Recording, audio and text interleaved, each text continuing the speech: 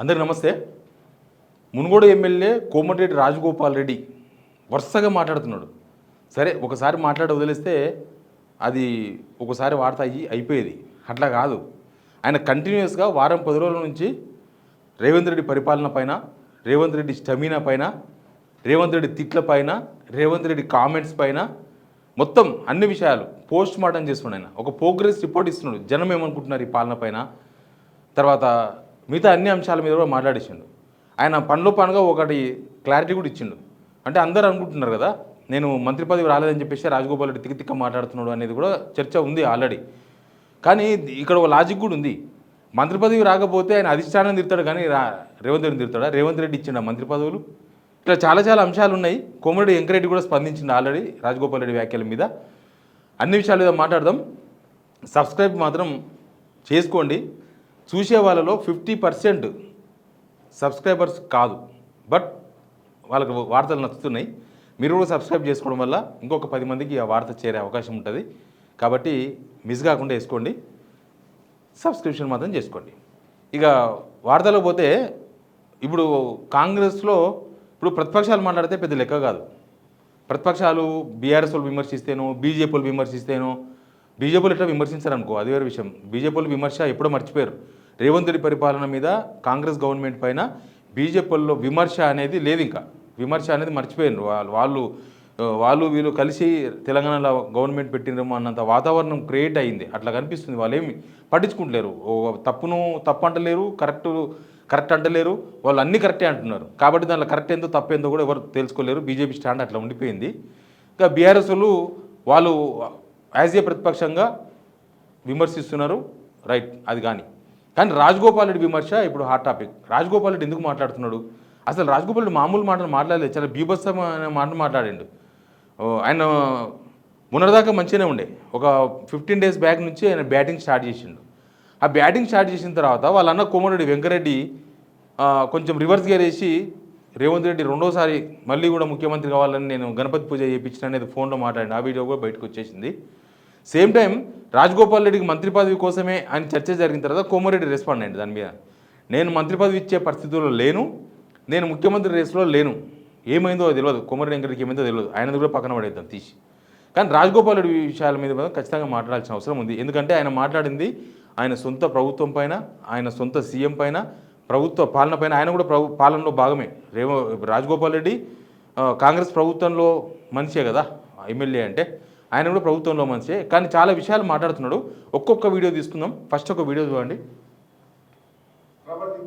దిగజారి ప్రవర్తించేది లేదు. పదవుల కోసం, ప్రజల కోసం, ప్రాంతం కోసం ఎంత దూరమైనా చేస్తాం, ఎంత త్యాగమైనా చేస్తాం, ఎంత పోరాటమైనా చేస్తాం. తెలంగాణ సమాజానికి అండగా ఉండాలి, బడుగు బలహీన వర్గాలకు అండగా ఉండాలి, పేద ప్రజలకు అండగా ఉండాలని ఒక లక్ష్యంతో రాజకీయాల్లో ఉన్న నాటువంటి వ్యక్తిని కొంతమంది వ్యక్తులు మంత్రి పదవి రాలేదని, అందుకనే మాట్లాడుతున్నారని చెప్పేసి అంటున్నారు. అధిష్టానం పిలుపు మేరకే నేను మళ్ళీ కాంగ్రెస్లోకి వచ్చినాను. అధిష్టానం తరఫున సునీల్ కనుగోలు, రైట్, ఆయన పార్టీలోకి ఎందుకు వచ్చిండన్న విషయాన్ని చెప్తున్నాడు. మంత్రి పదవి ఇస్తాం అన్న ఒక దాంతోనే, ఒక హామీతోనే కాంగ్రెస్లోకి వచ్చినాయని చెప్పిండ్రు, రైట్. కానీ మంత్రి పదవి కోసం కాదు అంటున్నారు ఆయన.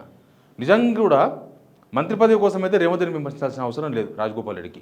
ఆయన డైరెక్ట్ హైకమాండ్ను విమర్శించవచ్చు, హైకమాండ్ పోయి కలవచ్చు.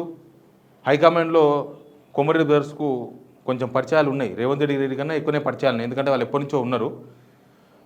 రేవంత్ రెడ్డి చెప్తే కూడా మంత్రి పదవి రాలేదు. మనం చూలే, మనం 3 పదవులు రేవంత్ రెడ్డికి సంబంధం లేకుండా ఇచ్చిండ్రు.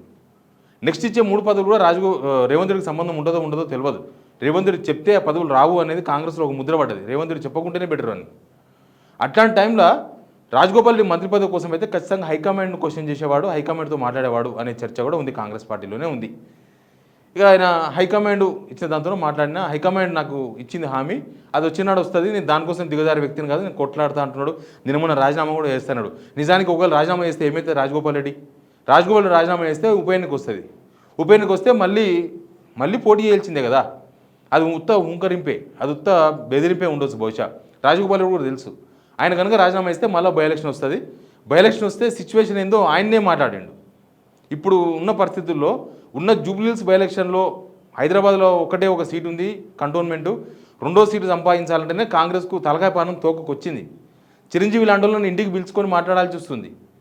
ఉపాసన లాంటి వాళ్ళకు జూబ్లీ హిల్స్ ఎలక్షన్స్ కోసమే స్పోర్ట్స్ హబ్లో వైస్ చైర్మన్ పదవి ఇచ్చారు అనేది కూడా చర్చ ఉంది. అసలు చిరంజీవినే రంగంలోకి దింపుతారనే చర్చ ఉంది. ఇంకా తాడో పేడో తెలుసుకోవాలని డిసైడ్ అయిన అనమాట కాంగ్రెస్. జూబ్లీ హిల్స్లోనే ఇంకా గెలవక తప్పదు, గెలవాలి అనుకుంటే మేము ఎవరిని ఒక పెద్ద తలకాయను దింపాలి తప్ప అజారుద్దీనో ఆయననో ఈయన దింపితే లాభం లేదు అన్న సిచ్యువేషన్కి వచ్చింది కాంగ్రెస్. అంటేనే జూబ్లీ హిల్స్లోనే చాలా పరిశానలో ఉంది కాంగ్రెస్ అని అర్థం. మరి మున్గోడులో బై ఎలక్షన్ వస్తే ఏమవుతుంది? మున్గోడులో మాత్రం అంత ఈజీగా గెలిచిపోతారు రాజగోపాల్ రెడ్డి? కాంగ్రెస్ ప్రభుత్వం ఉన్న వ్యతిరేకత ఆయన మీద పడదా? కాంగ్రెస్ ప్రభుత్వం ఏం చేసిందో రాజగోపాల్ రెడ్డి చెప్తాడు, వినండి ఒకసారి. ఇప్పుడు కూడా రేవంత్ రెడ్డి గారికి, ముఖ్యమంత్రి గారికి మంచి పనులు చేయండి, ఆవేశపూరితమైన ప్రసంగాలు మాట్లాడి ప్రతిపక్షాలను తిట్టి ప్రజలందరూ అసహించుకుంటున్నారు. మీరేం చేస్తారో చెప్పండి, మీరు ఇచ్చిన మాట నిలబెట్టుకోండి, కానీ ఊరికే 20 నెలల నుంచి మరి సేమ్ అనకండి అని ప్రజలు అనుకుంటున్న విషయాన్ని చెప్తున్నదా. ప్రతిపక్షాలను తిట్టి జనం హసరించుకుంటున్నారు రేవంత్ రెడ్డిని. నిజానికి కూడా రేవంత్ రెడ్డి ప్రతిపక్షాలు కూడా కాదు, ఓన్లీ బీఆర్ఎస్నే ప్రతిపక్షాన్ని ఎక్కడ విమర్శించిండు ఆయన ఎంఐఎంను విమర్శించిండా? బీజేపీని ఏమైనా విమర్శిస్తాడా? మోడీని అప్పుడప్పుడు మాట మాట్లాడతారు తప్ప ఇక్కడున్న బీజేపీ లీడర్ని ఏమన్నాడు? సెంట్రల్ గవర్నమెంట్ కూడా ఏమన్నాడు? ఎప్పుడైనా ఒకసారి రాహుల్ గాంధీ ముందు మాత్రమే, రాహుల్ గాంధీ నా వెనక ఉన్నాడు, సీట్ కాడ ఉన్నాడు, ఆడ ఉన్నాడు, ఆ రాహుల్ గాంధీ ముందర మనం ప్రసంగిస్తున్నాం గుంపులో గోవిందం అంటేనే అప్పుడు మోడీ గురించో అమిత్ షా గురించో మాట్లాడతారు తప్ప మిగతా విషయంలో మోడీ ఈజ్ గాడ్ అంటాడు, అది వేరే విషయం. కానీ ఆయన పరిపాలనలో గవర్నమెంట్ ఎవరైనా కూడా జనం బీఆర్ఎస్ వైపు చూడరు, బీజేపీ వైపు కూడా చూడరు, అధికార పక్షం వైపే చూస్తారు. వీళ్ళు ఏం చెప్తారు, ఏం చేస్తారు, మాకు ఇచ్చిన అమలు చేస్తారా, కొత్త స్కీమ్ ఏమైనా పట్టుకొస్తారా, మాకేమన్నా వస్తుందా, లేకపోతే ఏమైనా డెవలప్మెంట్ చేస్తారా, తెలంగాణని ఏమైనా డెవలప్మెంట్ చేస్తారా, వీళ్ళు ఏమైనా కొత్త కంపెనీ రాబోతుందా, ఉద్యోగాలు వస్తాయా మాకు, లేకపోతే తెలంగాణ కష్టాల్లో ఉంది, తెలంగాణకు ఏమన్నా గొప్ప ఇన్ఫ్రాస్ట్రక్చర్ ఏమైనా సాధించి పెట్టే ప్రయత్నాలు చేస్తున్నారా, లేకపోతే 8 లక్షల కోట్ల అప్పు అని వాళ్ళే చెప్తున్నారు కదా, ఆ అప్పు తీర్చే మార్గం ఏమైనా కనిపెట్టిర్రా, పోనీ వీళ్ళు అప్పు తేకుండా అసలు అప్పే తేకుండా ఏమైనా చేసే ప్రయత్నాలు చేస్తున్నారా, ఏమీ లేదు. ఓన్లీ ప్రతిపక్షాలను, అది కూడా బీఆర్ఎస్ స్పెసిఫిక్గా తిట్టడం తప్ప ఏం లేదు. రాజగోపాల్ రెడ్డి అదే మాట మాట్లాడుతున్నాడు. తిట్టడం కూడా కాదు, విమర్శ కూడా కాదు. విమర్శ వేరు, ఆరోపణ వేరు, తిట్టడం వేరు. ఆరోపణనే, విమర్శ అనేది అది సద్విమర్శ అయి ఉండాలి. తిట్లు అనేది నిన్న వెంకయ్యనాయుడు చెప్తున్నాడు ఎక్కడో ప్రోగ్రాంలో, ఈ రాజకీయ నాయకులు ఇప్పుడున్న వాళ్ళు అందరూ కూడా తిడితే పెద్ద ప్రోగ్రెస్ అనుకుంటున్నారు, తిట్టినోడు ఎవడు గెలవలే జనాలు అన్నాడు. 100% అదే కదా, తిట్టిన వాళ్ళంతా పోయిర్రు, మైనపల్లి హనుమంతరావు లాంటి వాళ్ళంతా పోయిర్రు, తిట్టిన వాళ్ళంతా అవుట్. తిట్లు అనేది జనాలకు అంత యాక్సెప్టెన్స్ వాడేం కాదు. కానీ ఆయన అదే పని మీద ఉన్నాడు, ఆ విషయాన్ని కూడా రాజగోపాల్ ప్రస్తావించాడు. ఇంకొక విషయం, ఈ ప్రభుత్వంలో ఉన్న పెద్దల భాష మార్చుకొని ప్రజల పక్షాన నిర్ణయాలు తీసుకొని వీలైనంత త్వరగా మంత్రివర్గ విస్తరణ ఖాళీలు కూడా భర్తీ చేసి వీలైనంత త్వరగా స్థానిక సంస్థల ఎన్నికలు పెట్టి గ్రామాల్లో అభివృద్ధి నోచుకోలేక 20 నెలల నుంచి భయంకరమైన పరిస్థితులు ఉన్నది. కాబట్టి ఒక బలమైన నాయకత్వాన్ని గ్రామ స్థాయిలో కూడా మనం నిర్మాణం చేసుకోవాల్సిన బాధ్యత ఉంది. కాబట్టి ఇప్పటికైనా మనం పాలన సరైన రీతిలో అందించే విధంగా ముందుకు పోవాలని చెప్పి సూచిస్తున్నాం.